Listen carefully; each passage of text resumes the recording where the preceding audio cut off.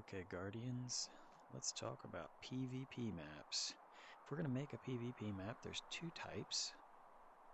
There's Destroy the Gate and there's Supremacy. On a Destroy the Gate map, you have a gate for Team A and a gate for Team B.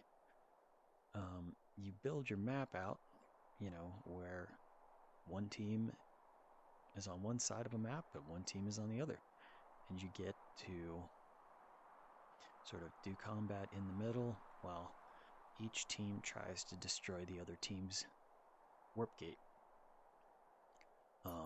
This is a pretty straightforward map design style.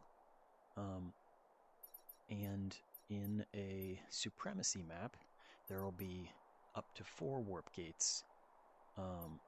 And 2 teams will be competing to attempt to control those 4 warp gates at the same, either all at the same time, triggering a total win, or the team that scores the most points by, trying to control those warp gates, the majority of them for the longest amount of time over the course of the timeout period, will win.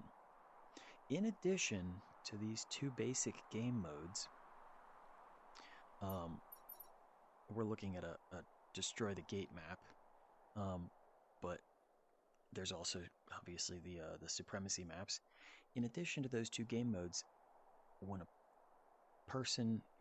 team plays PvP, they will have the option of also playing those maps under the Deathmatch and Team Deathmatch settings. Now, under both of those, the warp gates get removed, and the win scenario is just, Deathmatch or Team Deathmatch. The person who gets the highest number of kills or points in Deathmatch wins. The team that gets the highest number of points or kills in Team Deathmatch wins. Now, I mention those because that option of being able to play with Deathmatch and Team Deathmatch makes it not ideal to set up, for example, all of these spawn points right next to each other, even though these are all Team A spawn points. And let me show real quick. When we go to Special, when you're making a PvP map, you can actually use the asset spawn balls, and then you can make the team either A or B, right? And then you can place those player spawn balls based on that. In addition to that, in PvP, these teleport pads that you can use can also be neutral, which means both teams can use it, A or B. And then same is true of the tower. It can be neutral A or B. So when you're making a PvP map, you can set those out on this one, because if you've ever played the classic Unreal Tournament map, CTF Face, it is a amazing sniper map. So I used this ladder of teleport points that only Team A can use to climb up here on top, and then they can, snipe down on the map. Similarly, there's this ladder of teleport points for Team B to use.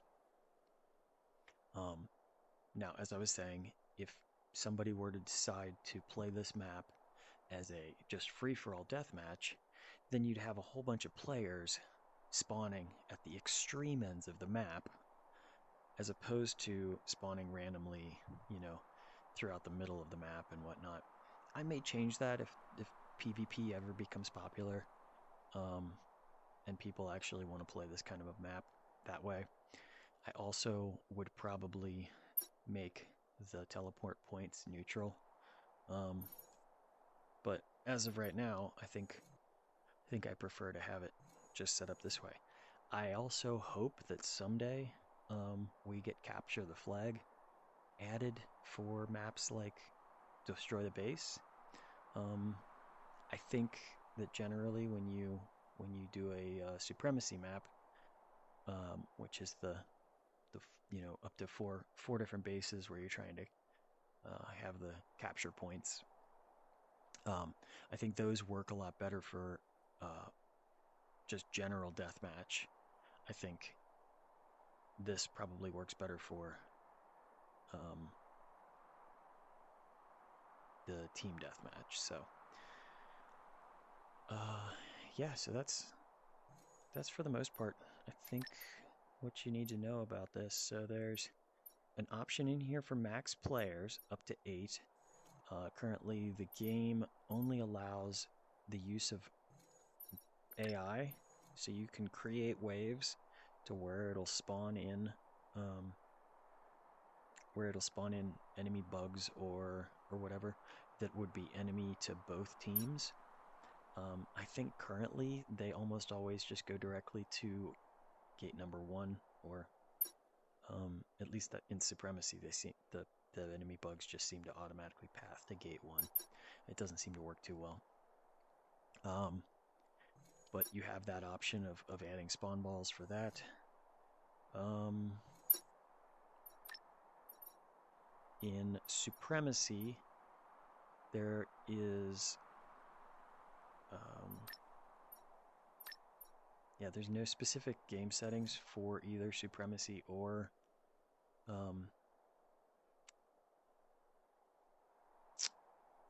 I think maybe you can just reduce the number of warp gates in Supremacy, but there may come a change to that where hopefully someday we can make it take longer to win if you capture all 4 bases. And yeah, so in PvP maps, the unit limitations and weapon limitations might be something that you might want to consider. You might want to have a rocket launcher be something that not everybody can bring in, but there's, one rocket launcher in a, say, reward box at the center of the map, and everybody tries to run hard to go and get that AK-9 rocket launcher from the center of the map. Up here, I've loaded a sniper rifle on either ends of this map. The sword is another, element that sword dash. It's a whole lot of fun to play with, especially in PvP. But you might feel like that's something that you want to limit to one reward box. Maybe someday we'll get respawnable reward boxes to where that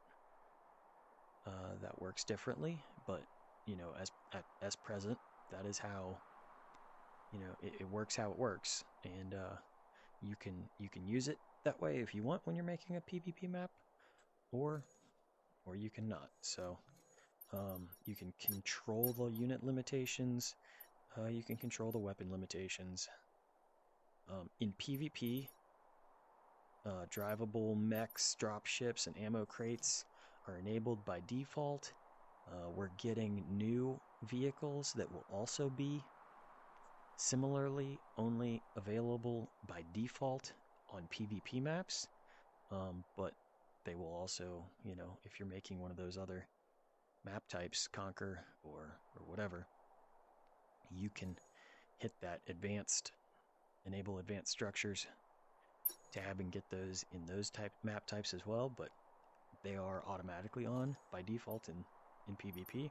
So I have turned everything on except teleporters and the vehicles, the advanced structures, because I don't want people flying around on this map. I think that pretty much covers it. So, actually, let me cover real quick. Respawn time and player health. You're going to want to consider as you make your PvP maps player health, because you know, it's pretty easy to deal enough damage to kill a player with the standard. There's PvP maps out there where people want it to be one-shot kill, and it is. You can jump onto those maps and literally just spray and mow people down. I've upped the player health to 200. I have another map where I have upped the player health to 300. I think that it does add for quite an interesting gameplay factor if you can take quite a few hits before death. Now, you'll still die to a direct hit from a rocket launcher or a sniper rifle or a sword slash, but yeah, you can have a lot of fun with that, with the right, you know, tuning however you want, respawn time, mineral per second rate, however you want to set that up. And then obviously you have the option of adjusting respawn limits to make your gameplay interesting, or even potentially disable jetpack or limited ammo.